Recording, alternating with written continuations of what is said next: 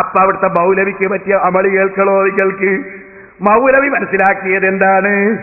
ശാഖാപരമായ വിഷയങ്ങളിൽ ഇമാമിങ്ങൾക്കിടയിൽ, പണ്ഡിതന്മാർക്കിടയിൽ ചില ചില്ലറ ഭിന്നതകൾ ഉണ്ടാകും. അത് അല്ലാഹുവിന്റെ റസൂലിന്റെ കാലം മുതലേ ഉണ്ടെന്ന് ഇന്നലെ ഞാൻ പറഞ്ഞു.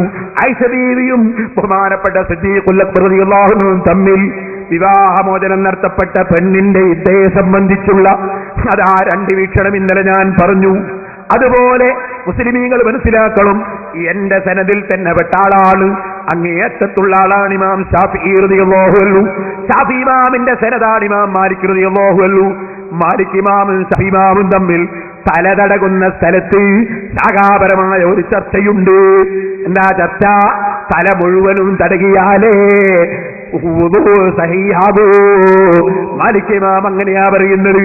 ശാഫി ഇമാം പറയുന്നതോ തലയിൽ നിന്ന് അല്പം തടകിയാലും സഹീഹാകും. ശാഫി ഇമാമിന്റെ സനദിൽ നേരെ വേലയുള്ളതാരാണ്? ബഹുമാനപ്പെട്ട മാലിക് ഇമാം റളിയല്ലാഹു അൻഹു ആണ്. ഒരു ശാഖാപരമായ വിഷയത്തിൽ വീക്ഷണ വ്യത്യാസമുള്ളതുകൊണ്ട് ശാഫി ഇമാമിന്റെ പരമ്പര പൊട്ടിയോ മൗലവി? മാലിക് ഇമാമിന് ഒരു ശാഖാപരമായ വിഷയത്തിൽ വീക്ഷണ വ്യത്യാസമുള്ളതുകൊണ്ട് ശാഫി ഇമാമിന്റെ പരമ്പര പൊട്ടിയോ മൗലവി? വിവരക്കേട് വിളമ്പുന്നതിന് മുമ്പ് ഒന്നുമില്ലെങ്കിൽ എന്നെ തന്നെ ഒന്ന് ഫോൺ വിളിച്ചിട്ട് ഒന്ന് പഠിച്ചുകൂടായിരുന്നോ?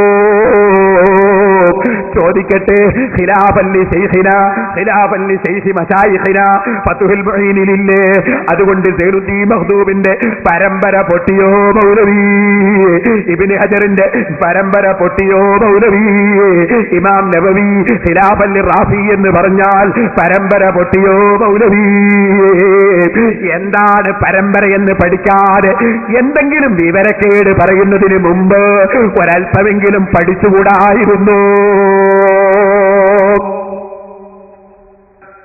പിന്നെ മൂപ്പര് പറയുന്നു, തറപ്രശ്നത്തിൽ തർക്കണ്ടോ? എന്റെ സനദിൽപ്പെട്ട പണ്ഡിതന്മാരൊരു തർക്കമുണ്ടോ?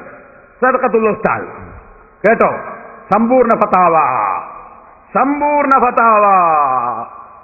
132.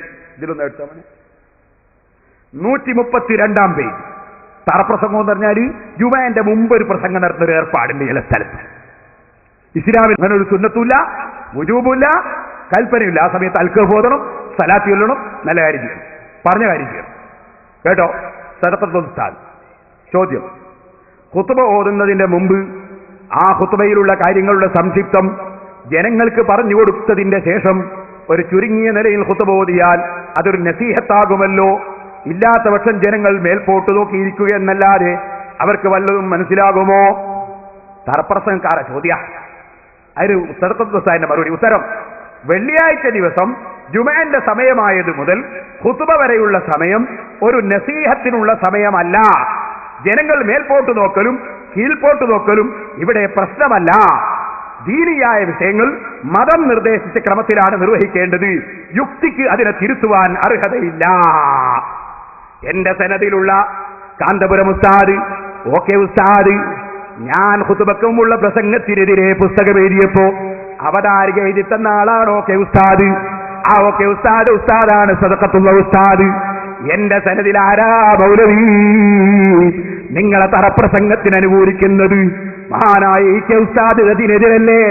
നമുക്കറിയാവുന്നതല്ലേ, മംഗലാപുരത്തിനടുത്തൊരു സ്ഥലത്ത്, അതേ തലപ്പാടി, ഒരാള് ജുമഅന്റെ മുമ്പ് ഒരു പ്രസംഗം. ബഹുമാനപ്പെട്ട ഉള്ളാൾ തങ്ങൾ എന്നെ വിളിച്ചിട്ട് പറഞ്ഞു, നീ അവിടെ പോയിട്ട് പ്രസംഗിക്കണം.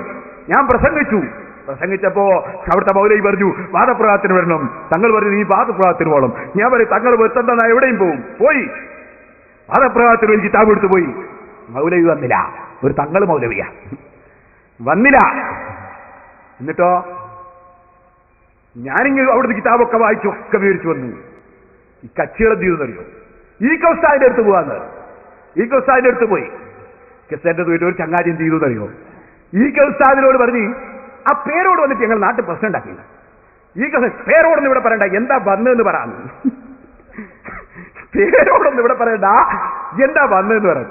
ഇയാള് പറഞ്ഞു, നമ്മളെ നാട്ടില് ഖുത്ബന്റെ മുമ്പ്, വിവരമില്ലാത്ത ജനങ്ങളായതുകൊണ്ട് ഉസ്താദെ, ഖുത്ബന്റെ മുമ്പ് കുറച്ച് വിഷയോ ആളുകൾക്ക് ഖുത്ബയെ പറയുന്ന വിഷയോ ഒന്ന് വിശദീകരിച്ചു കൊടുക്കുന്ന ഒരു പരിപാടി ഉണ്ട് തലപ്പാടിയിൽ. അത് കറാഹത്താണ് എന്ന് പറഞ്ഞിട്ട് പേരോട് പ്രസംഗിച്ചു. ഞങ്ങളതാ എഴുതാൻ പേരോടൊക്കെ ചെറിയ കുട്ടികളാണോ, അയാൾക്കൊക്കെ അത്ര മാത്രമേ അതിനെ സംബന്ധിച്ച് പറയാൻ പറ്റുള്ളൂ. അത് ഹറാമാണ് എന്ന് പറയോ ദലീക്കെ? ഓ മുസ്ലിമീങ്ങളെ, തലപ്പാടിയിൽ പോയി നിങ്ങൾ അന്വേഷിക്കൂ. അവരൊക്കെ ഞങ്ങളെ നേതാക്കളാണ്. മൗലവി എത്ര ശ്രമിച്ചു മഹാനായ കിയന ഉസ്താദിനെതിരെ, സദഖത്തുൽ ഉസ്താദിനെതിരെ, ഈക്കെ ഉസ്താദിനെതിരെ, കന്യത്ത് ഉസ്താദിനെതിരെ പേരോട് വല്ലതും പറഞ്ഞതായി ഒരു ക്ലിപ്പ് കിട്ടാൻ, ഒരു കേസറ്റ് കിട്ടാൻ, ഒരു പുസ്തകം കിട്ടാൻ എത്രയായി കൊല്ലങ്ങളായില്ലേ മൗലവി ശ്രമിക്കുന്നു. വെല്ലുവിളിച്ചില്ലേ നെഞ്ഞൂക്കോടുകൂടി കിയന ഉസ്താദിനെ നിസ്സാരപ്പെടുത്തിയൊരു വാക്ക്, സദഖത്തുൽ ഉസ്താദിനെ നിസ്സാരപ്പെടുത്തിയൊരു വാക്ക്, ഈക്കെ ഉസ്താദിനെ നിന്ദിച്ചൊരു വാക്ക്. ഞാൻ പറഞ്ഞത് എന്റെ കാണിച്ചു തരാമോ? എന്നെ കൊണ്ട് ഫിത്ന പറയുന്ന ഫിത്നക്കാര് പറഞ്ഞതല്ലേ നിങ്ങളെടുത്ത് ഉദ്ധരിച്ചത്? ഞാൻ പറഞ്ഞത് കാണിച്ചു തരാമോ? 1000 കുതിരശക്തിയോടെ ഇപ്പോഴും വെല്ലുവിളി നാദാപുരത്ത് വിളങ്ങുന്നു. മൗലവി ധൈര്യമുണ്ടെങ്കിൽ വാ, ധൈര്യമുണ്ടെങ്കിൽ കാണിക്കൂ. കള്ളം പറഞ്ഞാ പോരാ.